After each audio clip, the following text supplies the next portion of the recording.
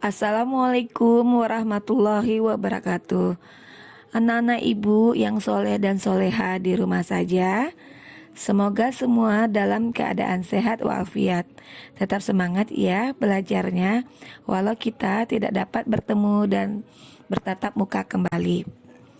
Anak-anak ibu, materi ibu hari ini masih tentang suhu dan kalor, pembelajaran 5.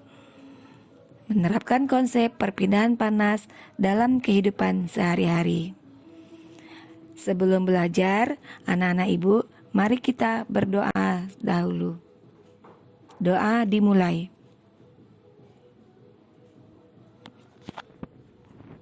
Doa selesai.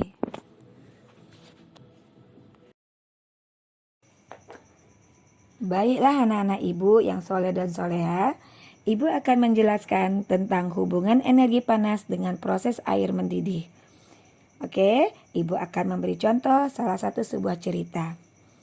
Seorang anak yang bernama Gadis selesai bangun, sholat dan berdoa. Gadis segera ke dapur ingin membantu ibu yang sedang bekerja di dapur. Gadis menghampiri ibunya yang sedang menyalakan kompor. Gadis melihat ibu memasak air dengan dua panci yang berbeda. Panci yang pertama berukuran besar dengan berisi air yang hampir penuh. Sedangkan panci yang kedua berukuran kecil dengan berisi air yang hampir penuh juga. Gadis ingin mengetahui air dalam panci manakah yang lebih cepat mendidih. Diam-diam gadis melakukan pengamatan sambil membantu ibu menyiapkan sarapan. Anak-anak ibu soleh dan soleha, menurut anak ibu, yang manakah yang terlebih dahulu mendidih? Apakah panci A atau panci B?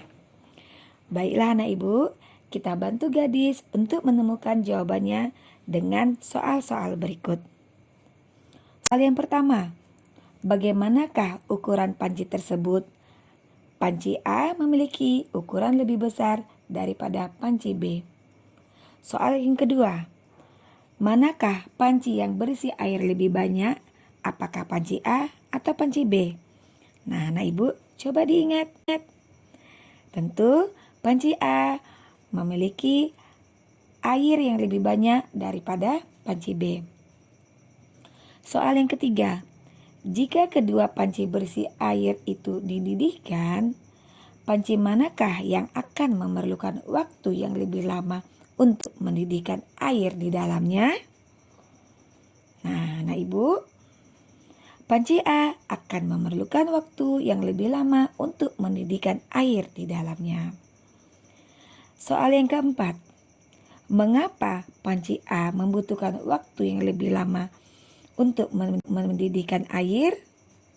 Oke, nah karena panci A memiliki volume air lebih banyak daripada panci B, sehingga dengan energi panas yang sama, sudah pasti panci A membutuhkan energi panas yang lebih banyak. Soal yang kelima, soal yang terakhir. Bagaimanakah hubungan antara energi panas yang dibutuhkan untuk mendidihkan air pada suhu 100 derajat Celcius? Karena semakin besar energi panas yang digunakan untuk mendidihkan air di dalam panci, maka suhu air di dalamnya semakin tinggi, yang menyebabkan air tersebut cepat mendidih. Baiklah anak-anak ibu, kita akan mengambil kesimpulan dari kegiatan di atas. Kesimpulan kegiatan peristiwa di atas, mendidihnya air, menunjukkan peningkatan suhu pada air sampai mencapai 100 derajat Celcius. Hal ini menunjukkan perbedaan volume air pada kedua panci memerlukan energi panas yang berbeda pula. Baiklah anak-anak ibu, ibu akan lampirkan suatu gambar. Apakah semakin tinggi suhu benda akan semakin panas? Lalu, apa yang sebenarnya terjadi pada benda yang meningkat suhunya? apakah kita melihat pengaruhnya dalam kehidupan sehari-hari kita? Mari kita perhatikan penjelasan berikut. Perubahan akibat perubahan suhu. Suhu menunjukkan derajat panas benda. Semakin tinggi suhu suatu benda, semakin panas benda tersebut. Suhu menunjukkan energi yang dimiliki oleh suatu benda. Energi panas dapat mengubah benda. Akibat perubahan suhu benda dapat mengalami pemuaian dan penyusutan. Baiklah anak-anak ibu akan menjelaskan perbedaan pemuaian dan penyusutan. Pemuaian adalah perubahan suatu benda yang dapat menjadi bertambah panjang, lebar, luas, atau volume yang terjadi karena menerima kalor atau panas. Sedangkan penyusutan adalah perubahan suatu benda yang dapat menjadi berkurang panjang, lebar, luas, atau volume yang terjadi karena melepas kalor atau panas. Oke anak-anak ibu akan memberikan contoh pemuaian dan penyusutan yang terjadi dalam kehidupan sehari-hari. Salah satunya pemuaian pada gelas kaca. Anak ibu pernah melihat gelas kaca yang pecah atau retak ketika dituangi air panas kan? Mengapa ini terjadi ya? Hal ini terjadi karena pemuaian yang terjadi pada gelas tidak merata. Oleh karena itu, anak ibu disarankan agar tidak menuangi gelas basah atau gelas dingin dengan air panas yang baru mendidih. Contoh yang lain, kawat kabel listrik atau kabel telepon. Anak ibu pernah kan memperhatikannya bahwa salah satu kabel telepon tampak mengendur dan tidak tegang.